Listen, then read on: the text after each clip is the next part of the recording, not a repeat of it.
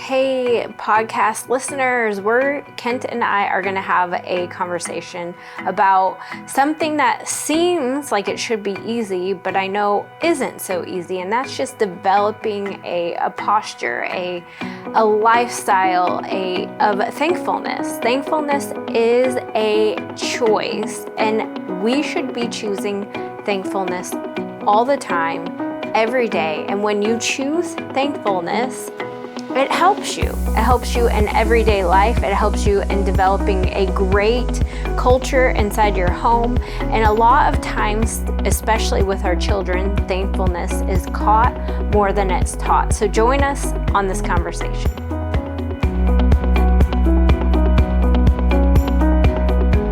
All right, so this has been one of the challenging things that I've had to work through, and it's just being a thankful person. And when you are a thankful person, you really affect your environment well, especially in the home.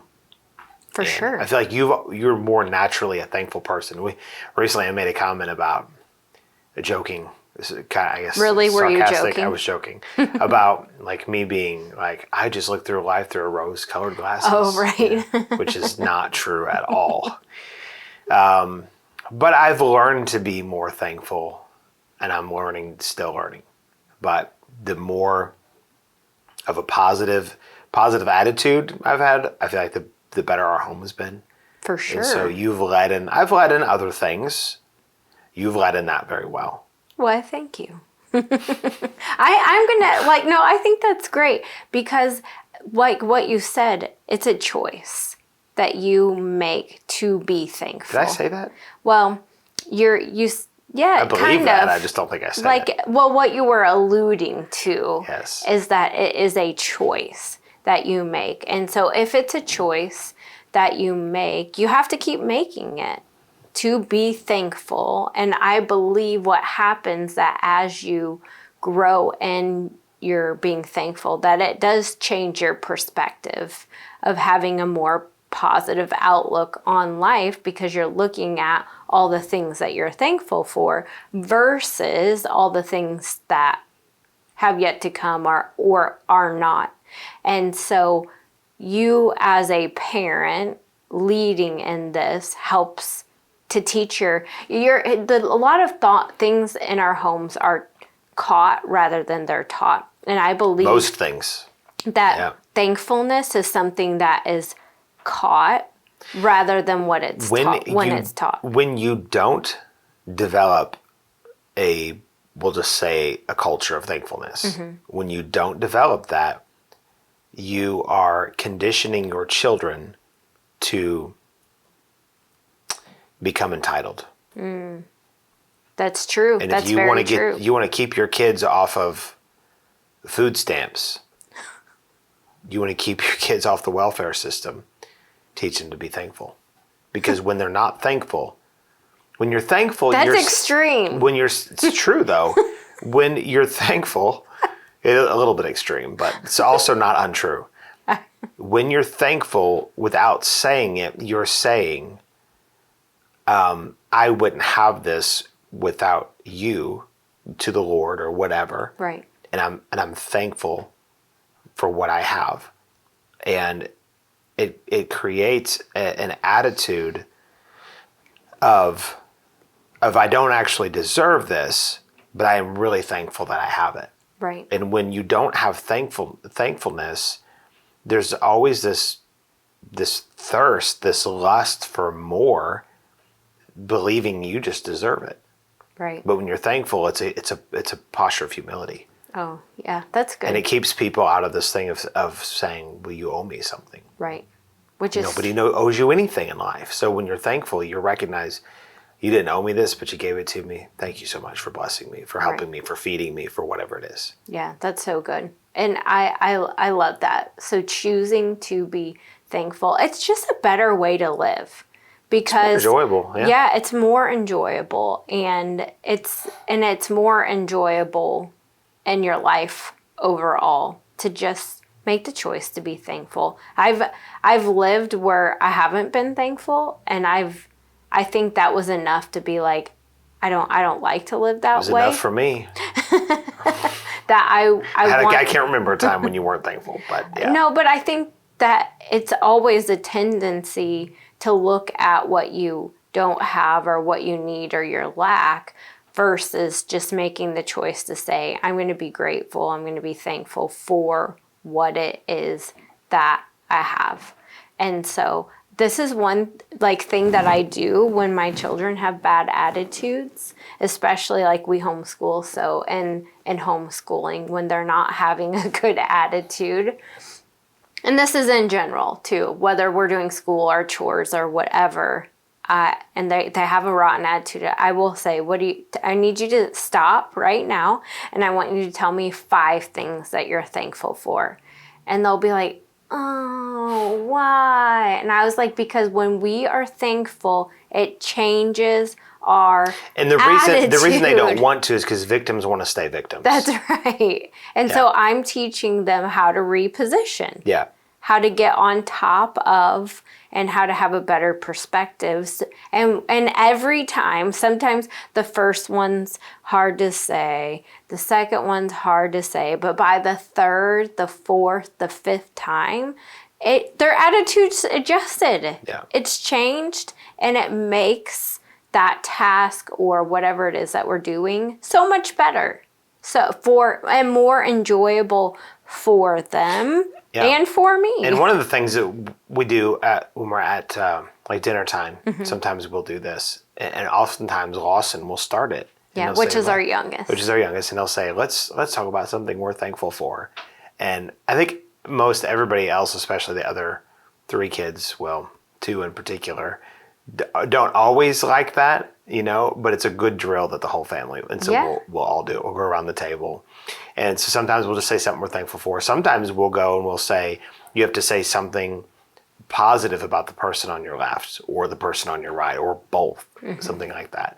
And so it's finding ways to bring positivity out in what you're doing in your conversation. It's really important. And it's so important. I don't think that you can have a healthy home outside of thankfulness. I really don't. I think that it has to be there because it's it's an attitude of gratitude, right? But it's a checkup from the neck up. Yeah, I know all these sayings that we have, right? But it really is true because what makes, and this is true of everything, what makes it enjoyable, and we probably use this word too much, but it's just the way to say it. What makes something enjoyable is when you have a healthy culture. Yeah. And so whether you're talking about in a church, in a business, but specifically in your home, is when you have a healthy environment there is another way you could say it, or atmosphere, like what's taking place there.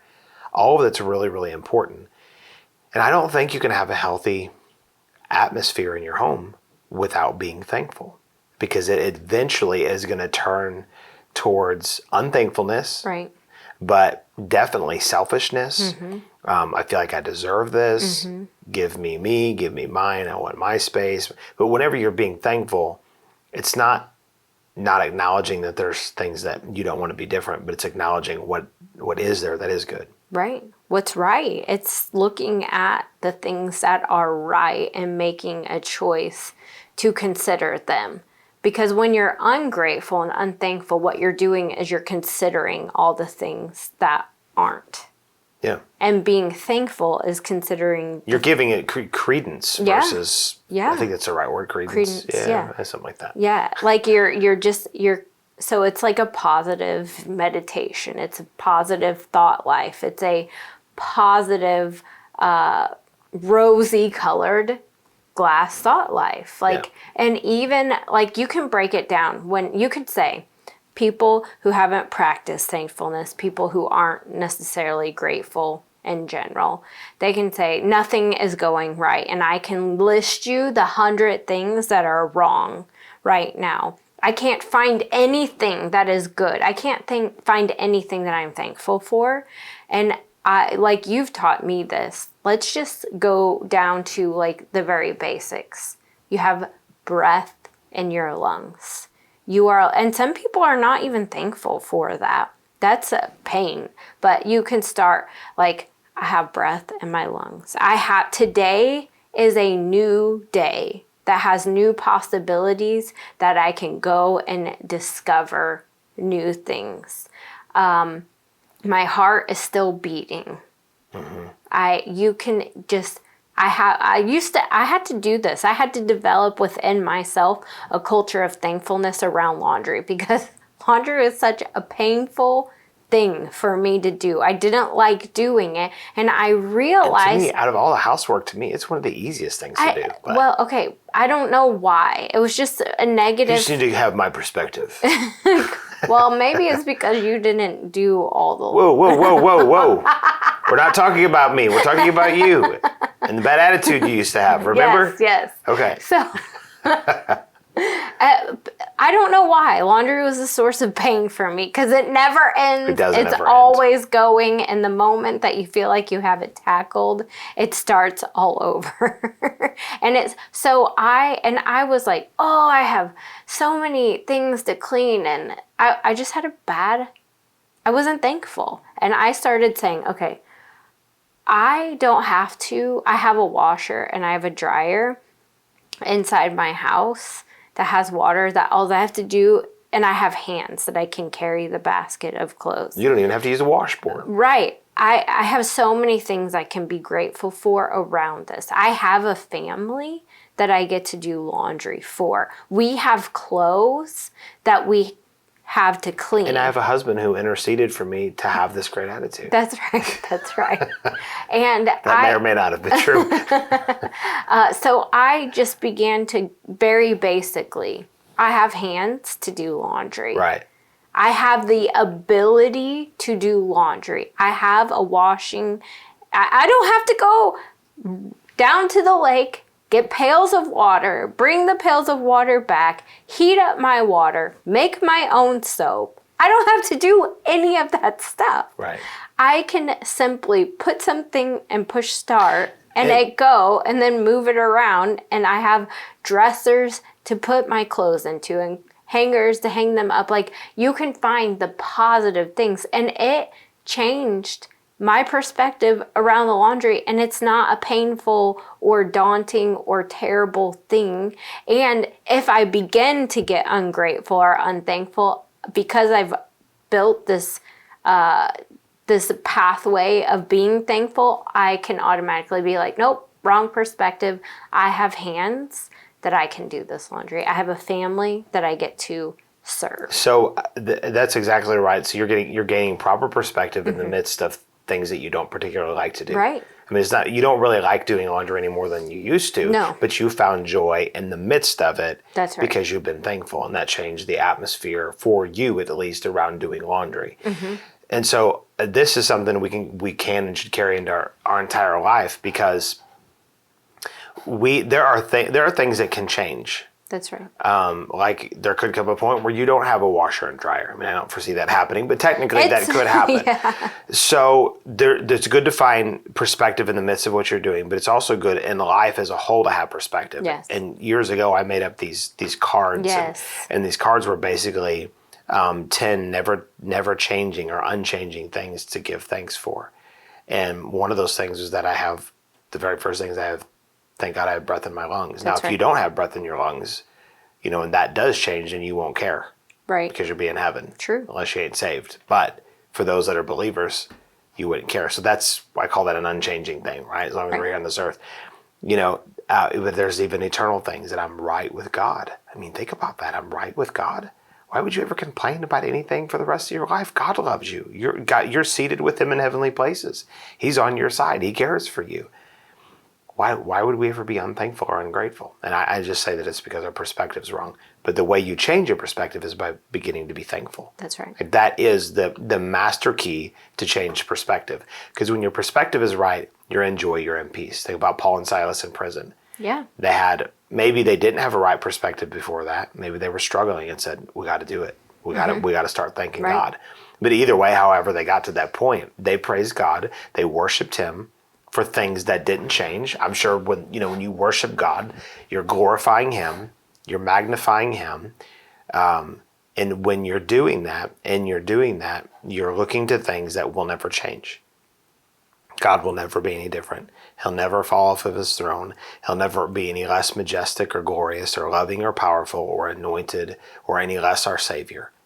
And so when you look at that stuff and you go, this is who God is, and I can be thankful for these things, and I don't ever have a reason to not be thankful for these things because it will never change.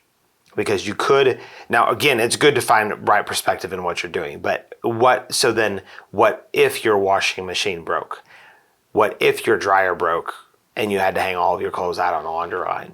Could you be less thankful? Well, maybe, because you're being thankful on something that's temporal.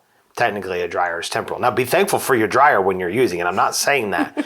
But when you take it a step further and you get thankful for things that are eternal, those things will never change. That's right. So you are forever thankful for things that God has done for you. When you do that, your perspective is right, then the atmosphere of your heart, your own person, and your home can be heavenly. You don't have to have all the bells and whistles to have heaven in your home. You just have to have a right perspective. That's right. So Amen. We'll challenge you with leaving this, podcast. Start making a point to be grateful. And when you first wake up in the morning, name 3 things that you're thankful for. Yeah. And as you do that every day, you'll watch how your perspective changes. Yeah. So Amen. Be thankful. Thank you for listening in on this conversation. Make sure you subscribe to this podcast, give us a 5-star rating, and write a review. Share with your friends and on your socials. For more information about Ward Ministries, check out wardmen.org. If this podcast is encouraging you on your marriage and family, we want to hear about it. Email us at info@wardmen.org, and make sure you keep your eye out weekly for the latest podcast on marriage and family.